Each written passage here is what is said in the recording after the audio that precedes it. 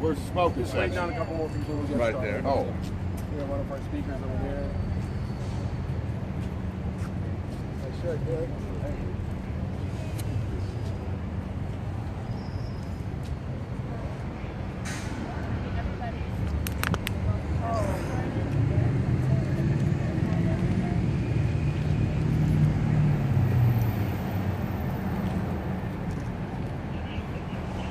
Hey, Calvin is favorite. Good. CBNG4 talking about feeding down pot. Just stop and sign. Or it could be racial profiling.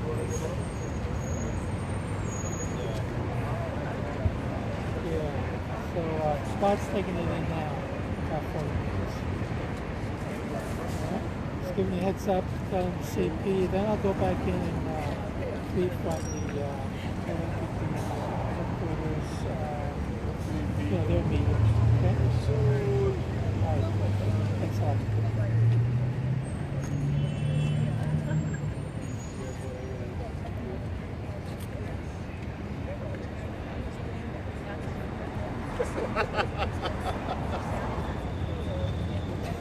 Somebody. Yes, sir.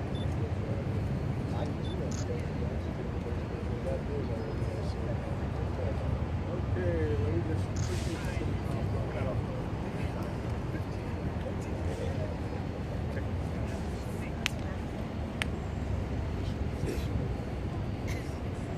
Are we well?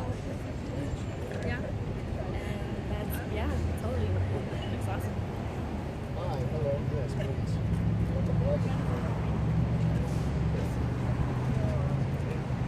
Where from? Where from?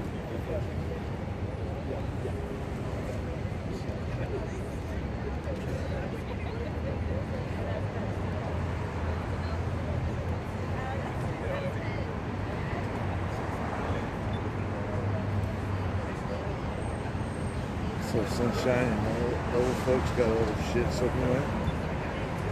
Again.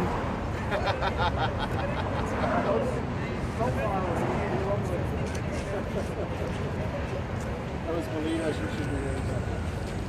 Okay, so you guys want to join us? You're part of the family.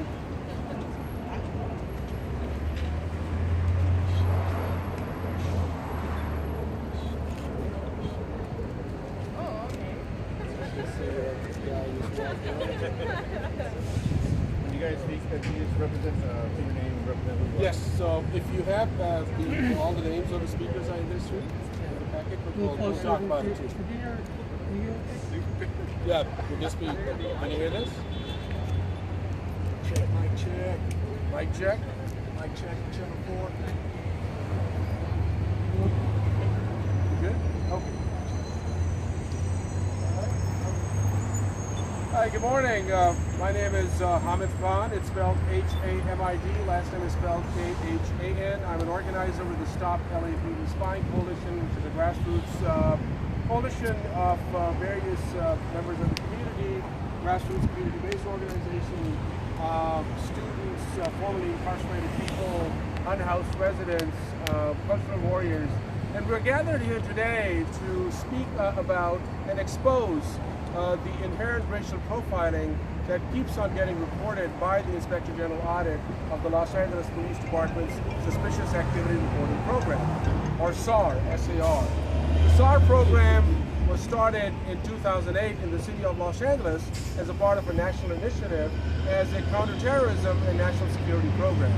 But what we have seen over the years, and which has also been proven by 3 Inspector General audits in a row, including the most recent one that'll be released today at the Police Commission meeting, that it is adversely impacting, and clearly we see overwhelming evidence of racial profiling. Racial profiling, particularly of the black community, and now this one we see a huge spike against the Middle Eastern community.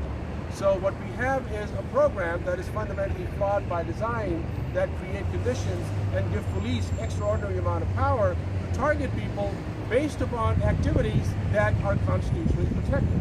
The SAR program is defined, and it defines suspicious activity as observed behavior reasonably indicative of pre-operational planning of criminal or terrorist activity.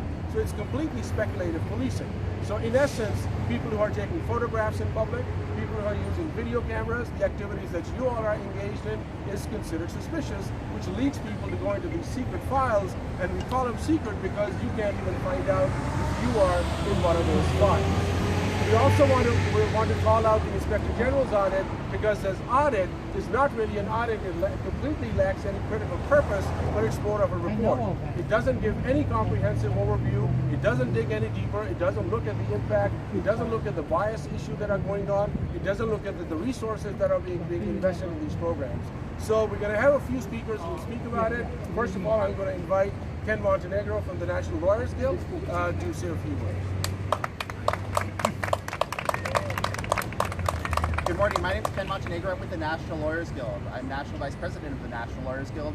Montenegro is Montenegro. First name is Ken, K-E-N. And to support what's already been said, this alleged audit by the Inspector General is really the California rolling stop of audits. It feels like an audit, but it's not really an audit. And at the end of the day, this is the third time that the Inspector General has led the people of Los Angeles to believe that they're performing due diligence in terms of clarifying what these secretive programs do. And in reality, all they're doing is providing makeup to this program. The National Lawyers Guild is very committed to supporting the work of the on-the-ground organizers, because they are the folks in touch with folks directly impacted. And the folks directly impacted, as has already been said, are traditionally marginalized communities: Black communities, brown communities, poor communities, Middle Eastern, North African communities. Those are the folks that are targeted by these programs. We also have to put in the context of this is a program from the Los Angeles Police Department. LAPD is the most murderous and amongst one of the more opaque police departments in the country. This completely builds on their legacy of cracking down on folks who are part of the fabric of our city. The street vendors, the unhoused, they are our brothers, our sisters, our cousins, our friends. The SARS program continues to target and to profile them. These files are secret files. I think we can't stress that enough. In an allegedly democratic society, the fact that the city of Los Angeles allows and pays for these programs is truly a shame upon what we call democratic structures within the city. People are not informed when they're in these programs, which is very analogous to larger programs like the California Gang Database. There's no clear way to get off these lists or programs. Once a SAR is filed, even if you try to use instruments of law like the California Public Records Act, you hit a brick wall. You can't find out if you're on it. Therefore, in a Kafkaesque way, you have no way to get off it if you don't know you're on these lists or registers. And I think finally, if we look at the alleged data and to think about it, the Inspector General generally rubber stamps the LAPD. If the Inspector General is saying that 56% of these SARs are unfounded, what does that say about the program? What does that really say about the program? This audit, which is very weak and comes from a bias, I would have to say, shows that this program is a failure. It shows that this program needs to stop. Thank you. Thank you. Now I would invite Dr. Melina Abdullah, who's with Black Lives Matter and the chair of Pan-African Studies at Cal State Los Angeles. Good morning. My name is Melina Abdullah, M-E-L-I-N-A, A-B-S-in-boy-A-L-L-A-H. So one of the things that's really disturbing about this program is that it ramps up the criminalization of Black people, of brown people, of Muslims, and it creates a criminalization of folks who are not criminals. So it makes us appear to be engaging in criminal activity, or at least suspicious activity, when the activity that we're engaged in is just regular, everyday activity. Activities like taking photographs. I'm a professor. I encourage my students to take notes. For those things to be considered being suspicious activities, it's hugely problematic and really sets up the kind of murderous and violent behavior on the behalf of LAPD that we've been seeing. kills more of its people by far than any other law enforcement unit in the nation. And so if we want to roll that back, we also have to roll back the targeting and the alleged suspicion of people just for their identity. And so the suspicious activity reporting is hugely problematic. It's also problematic for organizers because we know that the targeting is zeroing in on organizing behavior. And so we need to think about that as well. And then finally, what I'd like to say is that it's also pitting community against community. So it's kind of this turn your head and not pay attention to the violent and murderous acts of the police department and instead be suspicious of your neighbors. See something, say something, right? Well, what we see and what we want to say is that LAPD keeps killing our people, right? And so we need to remember what it is we're fighting and not be fooled by their allegations that we should be suspicious of one another. Thank you. Finally, our last speaker is Jamie Garcia, who's an organizer with the StopLAPDSpying Coalition. The IG audit claims that the SAR program surveils behavior and not people. This is a complete smokescreen and a play on words in practice. In fact, the IG audit claims, as the numbers show, is itself racist since it pathologizes people of color as inherently criminal. There is a person behind the behavior, and in reality, it's that person that is deemed suspicious. The audit shows that overwhelmingly numbers of persons engaging in supposedly suspicious behavior are non-white.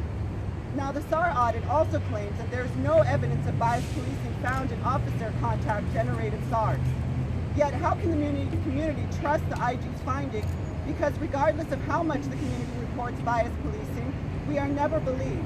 For example, as per LAPD's own reporting since 2013 and up until today's report on biased policing, there have been 1,517 biased policing allegations reported against LAPD, and 0 have been sustained. LAPD continues to lie about prolific amounts of profiling that is occurring in its ranks, and it continues to do so within the SAR program. As we have heard, the Inspector General's audit on the SAR program continues to demonstrate a clear pattern of racial profiling. The facts show that the SAR program is a license to racially profile. To close, the acts of global violence and war cannot be won by weeding out community members as if the people of Los Angeles are responsible for acts of war. Let us be clear to address and understand that it is those persons in office that engage in irresponsible and criminal foreign policy that are responsible for perpetual war. The SAR program only continues the irresponsible decision-making that we see on a global level. The continual persecution and incarceration of people of color and poor people will not make the world safer. The SAR program must be rescinded. Thank you. So in closing, what our demands to the Police Commission today are that the Police Commission must take immediate steps to put a stop to the SAR program. They must release all SARs to the public, and people whose constitutional and civil rights have been violated should have full rights for reparation. And LAPD should immediately start a process to rescinding the suspicious activity reporting program and terminating the iWatch See Something, Say Something program, because in essence, what you have heard, what the U.S. Senate has said, what the LAPD's own Inspector General is saying, that this is a license to racially profile. It's a waste of resources. It's creating a culture of suspicion and fear. It is planting a seed for violence. We saw what happened. We saw what happened in Florida. We saw what happened with Trayvon Martin. When George Zimmerman called 911, he said there's someone suspicious in our neighborhood. He saw somebody suspicious. He called that person a suspicious person and murdered him. So there's a high potential of violence. So we're demanding that this should be stopped immediately. So I'm going to open up for any questions if you all have. Have your name again and spell it. It's H-A-M-I-D, and last name is K-H-A-N. How do you say it? Hamid Khan. What evidence are you seeing? I know you're not telling me the name and stuff like that. But what are you seeing as far as evidence?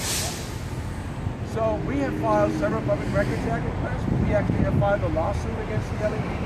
The LAPD refuses refused to release these programs. The lawsuit is going to trial on November 22nd because it's a super secretive program. But the information that we have gotten is absolutely just dumbfounding, because there were some of these SARs that were released by the Sheriff's Department about 3 years ago. So instances like one example being that young students from Brentwood Art School are on a field trip, and then they are being stalked by the Sheriff's Department because they are on a photography field trip.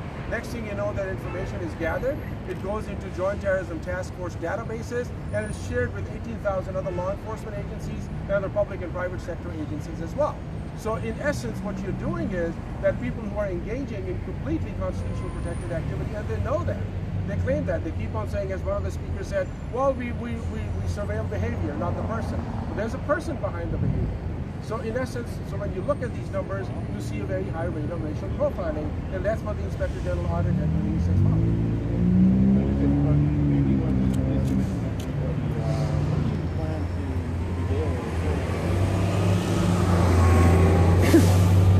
So at the Police Commission today, it's going to be a unique situation because we demanded that when the Inspector General releases the audit, that's item 3B, that the community should have its time as well. Because the department comes up and they speak about it, so we're going to be presenting a slideshow inside the commission for 15 minutes, and we're going to be lifting these things up and putting our demands. People are going to be making public comments, people are going to be speaking about it, and people will be demanding that the police commission, instead of being a rubber stamp body, should take action and end this program. Thank you very much.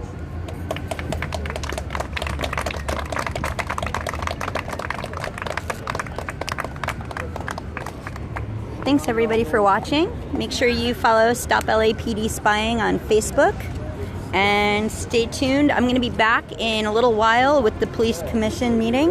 So you can watch the speakers, the slideshow, and everything else. So thanks for watching. Stay tuned for more.